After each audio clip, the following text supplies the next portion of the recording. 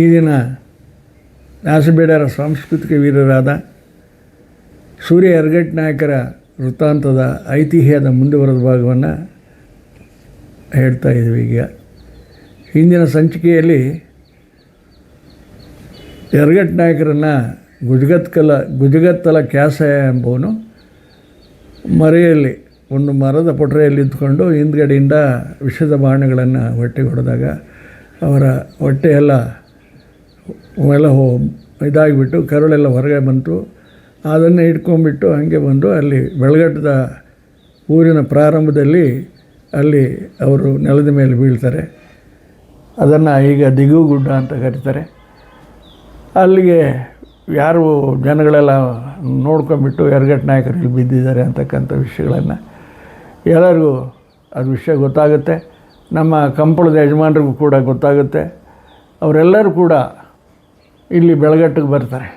ಬೆಳಗಟ್ಟಿಗೆ ಬಂದ ಮೇಲೆ ಇನ್ನೂ ಸೂರ್ಯ ಯರಗಟ್ಟ ನಾಯಕನ ಕೊನೆಯ ಅವಸಾನ ಸ್ಥಿತಿಯಲ್ಲಿರ್ತಾನೆ, ಇನ್ನೂ ಪ್ರಾಣ ಹೋಗಿರಲ್ಲ. ಆಗೇನು ಮಾಡ್ತಾರೆ, ಯಜಮಾನರು ಕುಂತ್ಕೊಂಡು ಅವ್ರ ತಾಯಿನ ಕರೆಸ್ಬಿಟ್ಟು ಆ ತಾಯಿಯ ಒಂದು ಪರೀಕ್ಷೆ ಮಾಡ್ದಂಗೆ ಆಗುತ್ತೆ ಮತ್ತು ಆಕೆ ಸತ್ವವನ್ನು ತಿಳಿದಂಗೆ ಆಗುತ್ತೆ ಅಂತಕ್ಕಂಥ ಕರೆಸ್ಬಿಟ್ಟು 7 ಪರದೆಗಳನ್ನು ಕಟ್ತಾರೆ. 7 ಪರದೆಗಳನ್ನು ಕಟ್ಟಿಬಿಟ್ಟು, ನೋಡಮ್ಮ, ನಿನ್ನ ಹತ್ರ ಸತ್ಯ ಇದ್ದರೆ ನಿನ್ನ ಎದೆ ಹಾಲನ್ನು ಮರಣ ಅವಸ್ಥೆಯಲ್ಲಿರ್ತಕ್ಕಂಥ ನಿನ್ನ ಮಗನ ಬಾಯಿಗೆ ಬೀಳಂಗೆ ನೀನು ಮಾಡಿದರೆ ನಿನ್ನ ಮಗ ಸಂತೋಷದಿಂದ ಈ ಲೋಕವನ್ನು ತ್ಯಜಿಸ್ತಾನೆ ಅಂತಕ್ಕಂಥ ಒಂದು ಪರೀಕ್ಷೆಯನ್ನು ಹೊಡ್ತಾರೆ. ಆಯಿತು, ನನ್ನ ಮಗನಿಗೆ ನನಗೆ ದೊಡ್ಡದೇನು, ನಾನು ಸತ್ಯವಂತನಾಗಿ ನಮ್ಮ ವಂಶ ಬೆಳೆದಿದ್ದರೆ ದೇವರು ನನಗೆ ಆಶೀರ್ವಾದ ಮಾಡಲಿ ಅಂತ ಆಕೆ ಮನಸ್ಸಿನಲ್ಲಿ ಅಂದ್ಕೊಂಡು 7 ಪರದೆಗಳ ಕಟ್ಟಿದ ಆ ಸಂದರ್ಭದಲ್ಲಿ ತನ್ನ ಎದೆ ಹಾಲನ್ನು ಮಗನಿಗೋಸ್ಕರ ಮಾಡಿದಾಗ ಆ ಎದೆ ಹಾಲು ಉಕ್ಕಿ ಯರಗಟ್ಟ ನಾಯಕನ ಬಾಯಲ್ಲಿ ಬೀಳುತ್ತೆ. ಬಿದ್ದಾಗ ಆತ ತನ್ನ ಕೊನೆಯ ಉಸಿರನ್ನು ಮುಗಿಸ್ತಾನೆ. ಹಾಗೆಲ್ಲರೂ ಕೂಡ ಆ ತಾಯಿಯ ಸತ್ಯವನ್ನು ಕೊಂಡಾಡ್ತಾರೆ. ಇಂಥ ಸಂದರ್ಭದಲ್ಲಿ ಕೂಡ ತನ್ನ ಪತಿವ್ರತೆಯನ್ನು ಬೆಳೆಸಲಿಕ್ಕೆ ಮ್ಯಾಸ್ ಕುಲದಲ್ಲಿ ಅಂಥ ಸತ್ಯವಂತ ಮಹಿಳೆಯರಿದ್ದರು ಅಂತಕ್ಕಂಥದ್ದನ್ನ ಈ ಮಾತೆ ಜಗತ್ತಿಗೆ ತೋರಿಸ್ಕೊಟ್ಲು ಅಂತಕ್ಕಂಥ ಒಂದು ಹಿರಿಮೆಯನ್ನು ನಮ್ಮ ಮ್ಯಾಸ್ ಮಾಡದವರೆಲ್ಲ ಕೊಂಡಾಡ್ತಾರೆ. ಸರಿ, ಎಷ್ಟೊತ್ತು ಇಟ್ಕೊತೀರಾ ಅಲ್ಲಿ ಸತ್ತು ಬಿದ್ದಿರ ಹೆಣವನ್ನು? ಅದಕ್ಕೇನಾದರೂ ಸದ್ಗತಿ ಕಾಣಿಸ್ಬೇಕಲ್ಲ. ಎಲ್ಲರೂ ಸಮಸ್ತ ಕಂಪಳು ಕೂಡ ಯಜಮಾನರು ಅಲ್ಲಿ ಸೇರ್ಕೊಂಡಿದ್ದಾರೆ. ಹಾಗೇನು ಮಾಡಿದರು, ಇದನ್ನು ಸಮಾಧಿ ಮಾಡಬೇಕಲ್ಲ, ಈತೊಬ್ಬ ಸಾಂಸ್ಕೃತಿಕ ವೀರ ಅಂತ ಚಟ್ಟ ಗಿಟ್ಟ ಎಲ್ಲ ಕಟ್ಟಿಬಿಟ್ಟು ಅದರಲ್ಲಿ ಮಲಗಿಸಿ 4 ಜನನ ಒರೆಸ್ಕೊಂಡು ಹೋಗ್ತಾರದು. ಇಂಥ ಕಡೆಯೇ ಸಮಾಧಿ ಮಾಡಬೇಕು ಅಂತಕ್ಕಂಥ ತೀರ್ಮಾನ ಮಾಡಲ್ಲ ಯಜಮಾನರು.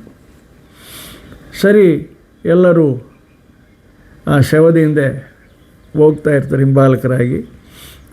ಬೆಳಗಟ್ಟು ಬಿಟ್ಟು ಸುಮಾರು ದೂರ ಹೋದ ಮೇಲೆ ಅಲ್ಲಿ ಜ್ಞಾಪಿಸ್ಕೊಂತಾರೆ ಯಜಮಾನರು. ಏನು ಅಲ್ಲೇ ಸೂರ್ಯ ಯರಗಟ್ಟ ನಾಯಕನ ನಾವು ಗೊಡಗನ ತರಬೇಕಾಗಿತ್ತು. ಆ ಗೊಡಗನ ಹಿಡ್ಕೊಂಡು ಓಡಾಡ್ತಿದ್ದಲ್ಲ, ಗೊಡಗ ಅಂದರೆ ಚೈತ್ರಿ, ತರಬೇಕಲ್ಲ, ಎಂಥ ಕೆಲಸ ಮಾಡಿದ್ದೀವಿ, ಮರೆತು ಬಂದುಬಿಟ್ಟಿದ್ವಿ ಅಂತ ಅಲ್ಲಿ ಹಣ ನಡೆಸ್ಬಿಟ್ಟು ಆ ಗೊಡಗನ ತರೋಕ್ಕೆ ಮತ್ತೆ ಬೆಳಗಟ್ಟಿಗೆ ಬರ್ತಾರೆ. ಆ ಗೊಡಗನ್ನು ತಗೊಂಡು ಹೋದ್ಮೇಲೆ ಸುಮಾರು ಮೈಲುಗಳು ದೂರ ಹೋದ್ಮೇಲೆ ಮತ್ತು ಆತ ಸಾಲಿಗ್ರಾಮಗಳಿಗೆ ಪೂಜೆ ಮಾಡ್ತಿದ್ದ. ಆ ಸಾಲಿಗ್ರಾಮಗಳು ತರಲಿಲ್ಲ ಅಂತ ಸಾಲಿಗ್ರಾಮಗಳು ತರೋಕ್ಕೆ ಹೋಗ್ತಾರೆ. ಎಷ್ಟೋ ದಿನಗಳಾಗತ್ತೆ. ಸಾಲಿಗ್ರಾಮಗಳು ತಗೊಂಡು ಅಲ್ಲಿಗೆ ಬಂದಮೇಲೆ ಅಯ್ಯೋ ಆತನಂಥ ಮುದ್ರೆ ಶೀಲಗಳಿದ್ದು ಎತ್ತುಗಳಿದ್ದ ದೇವ್ರ ಎತ್ತುಗಳಿಗೆ ಹಾಕೋಕ್ಕೆ ಅವನ್ನ ತರಬೇಕಲ್ಲ, ಅವೆಲ್ಲ ಸಮಾಧಿಯಲ್ಲಿಟ್ಟು ಇದು ಸಮಾಧಿ ಸಂಸ್ಕಾರ ಮಾಡಬೇಕು ಅಂತಕ್ಕಂಥ ಉದ್ದೇಶ. ಅಲ್ಲಿನೂ 3 ಹತ್ರ ಇಳಿಸ್ಬಿಟ್ಟು ಮತ್ತೆ ಬೆಳಗಟ್ಟಿಗೆ ಬಂದು ಮುದ್ರೆ ಸೀರೆಗಳನ್ನ ತಗೊಂಡು ಹೋಗ್ತಾರೆ. ಎಲ್ಲಿ ಬಂದರೆ ಹತ್ತತ್ರ ಸುಟ್ಟು ಕಾರ್ನರೆಟ್ಟಿ ಅಂತ ಇತ್ತು, ಕೂಡ್ಲಿಗಿ ತಾಲೂಕು, ಕೂಡಮ್ನಿಂದ ಆ ಕಡೆ. ಅಲ್ಲಿವರೆಗೂ ಹಣ ಹೊತ್ಕೊಂಡು ಬಂದಿದ್ದಾರೆ. ಈ ಸಾಮಾನುಗಳಿಗೋಸ್ಕರ ಮುಂದುವರ್ಸ್ಕೊಂಡು ಬಂದಿದ್ದಾರೆ. ಅಲ್ಲಿಗೆ ಬರುವಷ್ಟೊತ್ತಿಗೆ ಈ ಶವ ನಾರು ಅಂತ ಕೆಟ್ಟ ವಾಸನೆಯಿಂದ ಕೂಡಿರುತ್ತೆ. ಕೊಳೆತು ನಾರ್ತಿರುತ್ತಲ್ಲ, ಎಷ್ಟು ದಿವಸ ಅಂತ ಇರುತ್ತೆ ಬಾಡಿ ಶರೀರ. ಆವಾಗ ಇದನ್ನು ಮುಂದೆ ಹೊತ್ಕೊಳ್ಳೋಕೆ ಹೋಗಲ್ಲಪ್ಪ, ಆಗಲ್ಲ ಅಂತಂದು ಅಲ್ಲಿ ವಲಸೆ ಎಂಬ ಅಂತ ಒಂದು ಗ್ರಾಮ ಹುಳಿ ತಾಲೂಕಿನಲ್ಲಿ ಈಗಿದೆ. ಮೀನಕೆರೆ ಆ ಕಡೆ ಹೋದರೆ ಅಲ್ಲಿ ಬರುತ್ತೆ. ಅಲ್ಲಿ ಅನಿವಾರ್ಯದಿಂದ ಅಲ್ಲಿ ದಫನ್ ಮಾಡಬೇಕಾಯಿತು, ಇದಕ್ಕೆ ಸಮಾಧಿ ಮಾಡಬೇಕಾಯಿತು. ಆ ವಲಸೆ ಪ್ರದೇಶವನ್ನು ಈಗ ಹೊನ್ನ ವಲಸೆ ಅಂತ ಕರೀತಾರೆ. ಏಕೆಂದರೆ ಕೆಟ್ಟ ವಾಸನೆಯಿಂದ ಕೂಡಿದಂಥ ಶವವನ್ನು ಅಲ್ಲಿ ಸಮಾಧಿ ಮಾಡಿದ್ರು ಕೂಡ ವಲಸೆ ಆಗಲಿಲ್ಲ. ಅದು ವಲಸೆ ಆಯಿತು. ಈ ವಲಸೆ ಗ್ರಾಮ ನಮ್ಮ ಕೂಡ್ಲಿ ತಾಲೂಕಿನಲ್ಲಿದೆ. ಅದನ್ನು ಅಲ್ಲಿ ಸಮಾಧಿ ಮಾಡಿದ ಮೇಲೆ ಮತ್ತು ಇನ್ನೇನಪ್ಪ, ಯರಗಟ್ಟ ನಾಯಕರದು ಎಲ್ಲ ಮುಗೀತು. ಆತನ ಚರಿತ್ರೆಗಳನ್ನು ಅಂಥನು ಇಂಥವನು ಅಂತೆಲ್ಲ ಕೊಂಡಾಡಿಕೊಂಡು ಯಜಮಾನರು ಅವರವರಿಗೆ ಹೋಗ್ಬಿಟ್ರು. ಈಗ ಈತನ ಸಮಾಧಿ ಮಾಡಿರ್ತಕ್ಕಂಥ ವಲಸೆ ಪ್ರದೇಶದಲ್ಲಿ ಒಂದು ಬುರುಜು, ಕೋಟೆ ಅವಶೇಷಗಳು ಇದ್ದಾವೆ. ಅದ್ರ ಮಧ್ಯೆ ಈತನ ಸಮಾಧಿಯನ್ನು ಮಾಡಿದ್ದಾರೆ. ನಾವು ನೋಡಲಿಕ್ಕೆ ಹೋಗಿದ್ವಿ. ಇದಕ್ಕೆ ನಡ್ಕೊಳ್ಳೋನ್ನು ಮೀಸಲರು ಅಂತ ಕರೀತಾರೆ. ಯರಗಟ್ಟ ನಾಯಕನ ನಡ್ಕೊಳ್ಳೋಕ್ಕೆ ಅಲ್ಲಿ ಕೂಡ ಈತನಿಗೆ ದೇವ್ರ ಎತ್ತುಗಳು ಬಿಟ್ಟಿದ್ದಾರೆ. ಮತ್ತು ವಾರ್ಷಿಕ ಜಾತ್ರೆ ಏನಿದೆ, ಗುಗ್ಗಿರ ಹಬ್ಬಗಳು, ಅವೆಲ್ಲ ಮಾಡ್ಕೊಂಡು ಬರ್ತಾರೆ. ಇಲ್ಲೇನಾಯ್ತು ನೋಡ್ರಿ, ಒಂದು ಕಡೆ ಗೋನೂರು ಕಟ್ಟೆ ಮನೆ ಲೆಕ್ಕಕ್ಕಿಲ್ದಂಗೆ ಆಯಿತು ಮ್ಯಾಸ್ಮಂಡಲದಲ್ಲಿ. ಅಲ್ಲಿರ್ತಕ್ಕಂಥ ನಮ್ಮ ಮುಖ್ಯಸ್ಥ ಸಾಂಸ್ಕೃತಿಕ ವೀರ ಈತನು ಇಲ್ದಂಗೆ ಆಯಿತು. ಸೂರ್ಯ ಯರಗಟ್ಟ ನಾಯಕ ಇಲ್ದಂಗೆ ಆಯಿತು. ಆವಾಗ ಬೆಳಗಟ್ಟದಲ್ಲಿ ಈತನ ಪೂಜೆ ಮಾಡಿಕೊಂಡ್ರು. ಈತನ ಬೆಳಗಟ್ಟದಲ್ಲಿ ಸಾಂಸ್ಕೃತಿಕ ವೀರ ಅಂತ ಸ್ವೀಕರಿಸಿದ ಬೆಳಗಟ್ಟು ಜನ ಎಲ್ಲ ನಮ್ಮರೇನಿದ್ರು ಮ್ಯಾಸ್ಮಂಡಲದ ಜನಗಳು, ಈತನೇ ನಮ್ಮ ದೇವರು, ಈತನೇ ಯರಗಟ್ಟ ನಾಯಕ ಅಂತಂದು ಮಾಡಿಕೊಂಡ್ರು. ಅಲ್ಲಿ ಏನಪ್ಪ ಅಂತಂದರೆ, ಅಲ್ಲಿ ಯರಗಟ್ಟ ನಾಯಕನ ದೇವಸ್ಥಾನ ಕಟ್ಟಿಸಿದರು, ಯರಗಟ್ಟ ನಾಯಕನ ದೇವರೂ ಮಾಡಿದರು. ಆದರೆ ಪೂಜಾರಿಕೆ ವಿಷಯದಲ್ಲಿ ಭಾಳ ವಿಚಿತ್ರವಾದಂಥ ಪ್ರಸಂಗಗಳು. ನಾನು ಮೊದಲೇ ಹೇಳಿದ್ದೆ, ಈ ಯರಗಟ್ಟ ನಾಯಕ ತಮಟಗಲ್ಲಿಂದ ಬೆಳಗಟ್ಟಿಗೆ ನಡ್ಕೊಂಡು ಬರಬೇಕಾದ್ರೆ ಮಲ್ಲಾಪುರ ಗೊಲ್ರಟ್ಟಿಗೆ ಬರ್ತಾಯಿದ್ದ ಅಂತ. ಅಲ್ಲಿ ಗೊಲ್ರು ಇದ್ದರು, ಸೋಮನ ವಂಶದ ಗೊಲ್ರು ಅವರು ಈತ ಯಾವಾಗಲೇ ಬರಲಿ ಭಾಳ ದೇವ್ರು ಬಂದಂಗೆ ಈತನಿಗೆ ಆರೈಕೆ ಮಾಡಿ ಎಲ್ಲ ಮಾಡ್ತಾಯಿತ್ತು. ಒಂದು ಸರಿ ಈತ ಪರೀಕ್ಷೆ ಮಾಡಬೇಕಾದ್ರೆ ನನಗೇನು ಮಾಡಲಿಲ್ಲಲ್ಲಪ್ಪ, ನೀವು ಮಾಂಸದ ಅಡುಗೆ ಇಟ್ಟಲಿಲ್ಲ, ಕುರಿ ಕೊಯ್ಲಿಲ್ಲ ಅಂದಿದ್ದಕ್ಕೆ ಅಲ್ಲಿ ಕುರಿಗಳು ಹೊರಗಡೆ ಮೇಯಕ್ಕೆ ಹೋಗಿದ್ವಲ್ಲ, ಬೇಜಾರು ಮಾಡ್ತಾನೆ. ತನ್ನ ಮಗನ್ನೇ ತನ್ನ ತೊಡೆ ಮೇಲೆ ಇಟ್ಕೊಂಡು ವಾಸಕ್ಕೆ ಹೋಗ್ತಾನೆ. ಅಂತಹ ಭಕ್ತರು ಯರಗಟ್ಟ ನಾಯಕರಿಗೆ. ಆ ಭಕ್ತಿಯನ್ನು ಮೆಚ್ಚಿಬಿಟ್ಟು ಆ ಹುಡುಗನ್ನ ಬದುಕಿಸ್ಕೊಡ್ತಾನೆ. ಆಗ ಹೇಳಿರ್ತಾನೆ, ಅಲ್ಲಿ ನಾವೆಲ್ಲ ಏನು ಮಾಡ್ತೀವಿ ಮ್ಯಾಸ್ಮಂಡಲದಲ್ಲಿ ವಾಸಕ್ಕೆ ಹೋಗ್ಬೇಕಾದ್ರೆ ಕುರಿನ ಅಂಗತ್ಲ ಮಲಗಿಸ್ತೀವಿ ನಾವು. ಅಂಗತ್ಲ ಮಲಗಿಸ್ಬಿಟ್ಟು ಅದಕ್ಕೆ ದೇವ್ರ ಮುಂದೆ ಇಟ್ಬಿಟ್ಟು ಅದಕ್ಕೆ ನೀರು ಬಿಟ್ಟು ಇಲ್ಲಿ ಕೊಯ್ತೀವಿ ನಾವು. ಇದು ವಾಸೆ ಕೊಯ್ಯೋದು ಅಂತ. ಇದೊಂದು ಹಕ್ಕು, ವಾಸಕ್ಕೆ ಯಾರು ಕೊಯ್ಬೇಕು, ಎಲ್ಲಿ ಕೊಯ್ಬೇಕು ಅಂತಕ್ಕಂಥದ್ದು. ಇದನ್ನು ಈ ನಮ್ಮ ಮುಸಲ್ಮಾನರೆಲ್ಲ ಇದು ಮಾಡ್ತಾರಲ್ಲ, ಹಲಾಲ್ ಮಾಡಿದ ಟೈಪ್ನಲ್ಲಿ ನಾವು ವಾಸಕ್ಕೆ ಕೊಯ್ತೀವಿ ದೇವರಿಗೆ. ಸರಿ, ಅಲ್ಲಿ ಹಂಗೆ ಕೊಯ್ಯಲ್ಲ. ಈಗಲೂ ಕೂಡ ಆ ಕೆಂಗುರಿ ಗೋಲ್ರು ಏನಿದ್ದಾರೆ ಅವರು ಕುರಿನ ತೊಡೆ ಮೇಲೆ ಇಟ್ಕೊಂಡೆ ವಾಸಕ್ಕೆ ಕೊಯ್ಯೋದು ಬೆಳಗಟ್ಟದಲ್ಲಿ. ಅವರ ಭಕ್ತಿಗೆ ಮೆಚ್ಚಿಬಿಟ್ನಲ್ಲ, ನೀವು ನನ್ನ ವಾಸನ ನೀವೇ ಕೊಯ್ಯರಪ್ಪ ಅಂತ ಅವ್ರಿಗೆ ಕೊಟ್ಟ ಯರಗಟ್ಟ ನಾಯಕ. ಇವತ್ತು ಕೂಡ ಬೆಳಗಟ್ಟದಲ್ಲಿ ಪೂಜೆ ಮಾಡ್ತಕ್ಕಂಥವರು ಕೆಂಗೂರಿ ಗೊಲ್ರೆ, ಮಲ್ಲಾಪುರದವರು. ಯಜಮಾನರು ಕೂಡ ಗೊಲ್ರೆ, ವಾಸ ಕೊಯ್ಯೋರು ಕೂಡ ಗೊಲ್ರೆ. ನಮ್ಮರೇನು ಹೋಗ್ಬೇಕು, ಅವ ಜನಗೆ ಹಣ್ಣುಕಾಯಿ ಮಾಡಿಸ್ಕೊಂಡು ಬರಬೇಕು. ಅಲ್ಲಿ ಈತನಿಗೆ ದೇವ್ರ ಎತ್ತುಗಳು ಮಾಡ್ಕೊಂಡಿದ್ದಾರೆ. ಅಂದರೆ ಯಾವಾಗ ಗೋನೂರು ಕಟ್ಟೆ ಮನೆ ಕಳೆದೋಯ್ತೋ ಆ ಪೂರ್ತಿ ಕಟ್ಟೆ ಮನೆ ಕಳೆಯನ್ನು ಬೆಳಗಟ್ಟದವರು ಮೇಂಟೈನ್ ಮಾಡಿದರು. ಬೆಳಗಟ್ಟದಲ್ಲೇ ಆ ಸೂರ್ಯ ಯರಗಟ್ಟನ ಮಾಡಿಕೊಂಡು, ಕಟ್ಟೆ ಮನೆದ ದಳಪತಿ ಇಲ್ಲಿ ಇದಾನಪ್ಪ, ಇಲ್ಲಿ ಮ್ಯಾಸ್ಮಂಡಲದ ಕಾರ್ಯಗಳು ನಡೀಲಿ ಅಂತ ಬೆಳಗಟ್ಟದವರು ಸೂರ್ಯ ಎರಗಟ್ ನಾಯಕನ ಯಜಮಾನ ಮಾಡಿಕೊಂಡು ದೇವರು ಮಾಡಿಕೊಂಡು ಪ್ರತಿ ವಾರ್ಷಿಕ ಹಬ್ಬವನ್ನು ಅವ್ರು ಆಚರಿಸ್ತಾರೆ. ಅದನ್ನು ಗುಗ್ರಿ ಹಾಕ್ತಾರೆ, ಆತನಿಗೆ ದೇವ್ರ ಎತ್ತುಗಳನ್ನು ಮೆರೆಸ್ತಾರೆ. ಆದರೆ ಅಲ್ಲಿರ್ತಕ್ಕಂಥ ವಾಸಕೊಯ್ಯ ಅಧಿಕಾರ, ಪೂಜೆ ಮಾಡ್ತಕ್ಕಂಥ ಅಧಿಕಾರ ಸೋಮನ ವಂಶದ ಗೊಲ್ಲರಿಗೆ. ಅದನ್ನು ಇವ್ರು ಯಾರು ಕಿತ್ಕೊಳ್ಳೋಕ್ಕಾಗಿಲ್ಲ. ಹಾಗಾಗಿ ಆ ಕ್ರಿಯೆ ಹಂಗೆ ನಡ್ಕೊಂಬರ್ತದೆ. ಇದೆಲ್ಲ ಯಾರು ಆತನ ಮೇಲೆ, ಎರಗಟ್ ನಾಯಕನ ಮೇಲೆ ಅಭಿಮಾನಕ್ಕೆ, ಭಕ್ತಿಗೆ ಹಾಗೆ ನಡ್ಕೊಂಡು ಹೋಗಲಿ ಹೇಳಪ್ಪ ಅಂತ ನಮ್ಮವರು ಕೂಡ ಸಹಕರಿಸ್ತಾರೆ.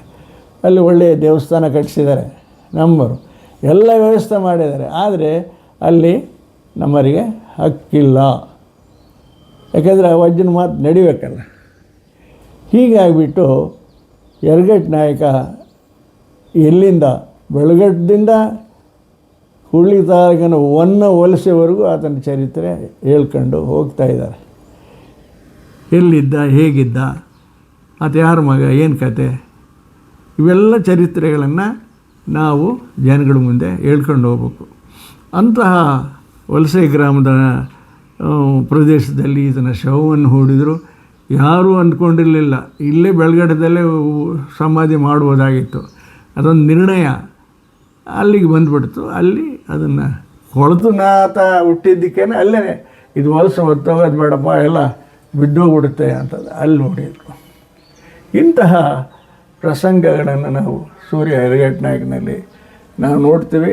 ಸೂರ್ಯ ಎರಗಟ್ ನಾಯಕ ಒಬ್ಬ ವ್ಯಾಸಮಂಡಲದ ಒಬ್ಬ ಪ್ರತಿಷ್ಠಿತ ಸಾಂಸ್ಕೃತಿಕ ವೀರ, ಜಗಳೂರು ಪಾಪನಾಯಕನ ದೊಡ್ಡಪ್ಪ, ಕೋರ್ಲು ಮಲ್ನಾಯಕನ ಸಹೋದರ, ಸೂರ್ಯರಾಜನ ಕೊನೆ ತಮ್ಮನಾದಂಥ ಗೊರ್ಲು ಬಯ್ಯಪ್ಪ ರಾಜನ ಮಗನಾಗಿ ಇವತ್ತು ಆತ ಸಂಪಾದಿಸಿರ್ತಕ್ಕಂಥ ಮುಕ್ಕಣ್ಣನ ಕಟಾರಿಯನ್ನು ನಮ್ಮ ಜಗಳೂರು ಪಾಪನಾಯಕ ತೆಗೆದುಕೊಂಡು ಬಂದು ಕಂಪಳದೇವರೆಡ್ಡಿಯ ಪಾಪಯ್ಯನ ಸನ್ನಿಧಿಯಲ್ಲಿ ನಮ್ಮ ಮುಕ್ಕಣ್ಣ ಕಟಾರಿ ಇವತ್ತು ಕೂಡ ಪೂಜನೀಯವಾಗಿ ನಡೀತಾ ಇದೆ.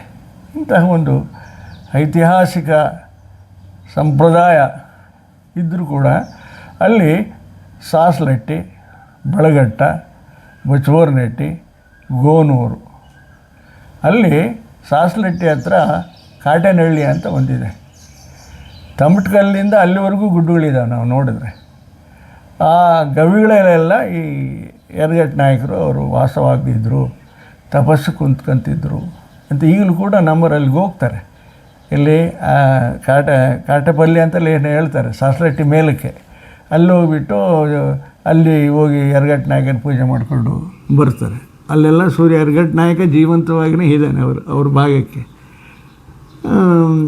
ಕಟ್ಟೆ ಮನೆ ದೊರೆಗಳನ್ನ ಯಾರೂ ನೆನೆಸೋದಿಲ್ಲ, ಸೂರಪರಾಜ ಬಯ್ಯಪರಾಜನ ಯಾರೂ ನೆನೆಸಲ್ಲ. ಆದರೆ ಸೂರ್ಯ ಎರಗಟ್ ನಾಯಕನ ಅವರು ಈತನೇ ಸಾಂಸ್ಕೃತಿಕ ವೀರ, ಗೋನೂರು ಕಟ್ಟೆ ಮನೆಗೆ ಅಂತ ಇವತ್ತು ಕೂಡ ಜೀವಂತವಾಗಿ ಆ ಕಾರ್ಯಕ್ರಮಗಳು ಮಾಡ್ಕೊಂಬರ್ತಾರೆ. ಇದೆಲ್ಲ ಏನಾಯಿತು, ಗೋನೂರಿನಾಗೆ ಭಾಳ ಹಿಂಸೆ ಆಗಿಬಿಡ್ತು. ಏನಪ್ಪ ಇಷ್ಟೆಲ್ಲ ಕಟ್ಟೆ ಮನೆ ಇಟ್ಕೊಂಡು ಇಲ್ಲಿದ್ದಂಥವ್ರು, ನಾವು ಕಟ್ಟೆ ಮನೆಯದೊಂದು ಧಾರ್ಮಿಕ ಕಾರ್ಯಕ್ರಮಗಳು ಮಾಡದೆ ಬಿಟ್ಟು ಬೆಳಗಟ್ಟಗೆ ಹೋಗಿ ನಾವು ಮಾಡ್ಬೇಕಂತಂದರೆ ಎಂಥ ಅವಮಾನ ಅಂತಂತಹ ಚರ್ಚೆಗಳಾದವು. ಎಲ್ಲೆಲ್ಲೋ ಅಣ್ಣತಮ್ಮಗಳು ಬಿಟ್ಟು ಹೋದವರು, ಇದಿಲ್ಲ ಅಲ್ಲೊಂದು ನಾವು ಎರಗಟ್ ನಾಯಕಂದು ದೇವಸ್ಥಾನ ಕಟ್ಟಿಸ್ಬೇಕು, ಯಾದೃಪಾಲ್ ನಾಯಕನ ದೇವಸ್ಥಾನ ಕಟ್ಟಬೇಕು, ಅಲ್ಲಿರೋ ಎತ್ತುಗಳನ್ನು ನಾವು ಇಲ್ಲಿಗೆ ತರಬೇಕು ಗೋನೂರಿಗೆ, ಮತ್ತು ಗೋನೂರನ್ನು ಒಂದು ಕಟ್ಟೆ ಮನೆಯಾಗಿ ಅದನ್ನು ಅಭಿವೃದ್ಧಿಪಡಿಸಬೇಕು ಅಂತಕ್ಕಂಥ ಚಿಂತನೆ ಈಗಿನ ನಮ್ಮ ಇವರಿಗೆ ಜನಗಳಿಗೆ ಅರ್ಥ ಆಗಿದೆ. ಅಂತಹ ಹಿಂದೆಲ್ಲ ನಡೆದಂಥ ಕಟ್ಟೆ ಮನೆ ಇವರೆಲ್ಲ ಹೋಗಿ ಯಾವುದೋ ಊರಿಗೆ ಹೋಗಿ ಎರಗಟ್ ನಾಯಕನ ನೋವು ತೀರಿಸ್ಬೇಕಂತಂದರೆ ಇವರಿಗೆ ಅವಮಾನ ಅಂತಂದು ಹೋಗಲ್ಲ. ಹಂಗಾಗಿ ಈಗ ಅಲ್ಲಿ ದೇವಸ್ಥಾನಗಳನ್ನು ಕಟ್ಟಿಸ್ಬೇಕು, ಮತ್ತು ಗೋನೂರಿನ ಎರಗಟ್ ನಾಯಕನ ತಂದು ಇಲ್ಲಿ ಪ್ರತಿಷ್ಠಾಪನೆ ಮಾಡಬೇಕು ಅಂತಕ್ಕಂಥ ವಿಚಾರಗಳು ನಡೀತಾ ಇದ್ದಾವೆ.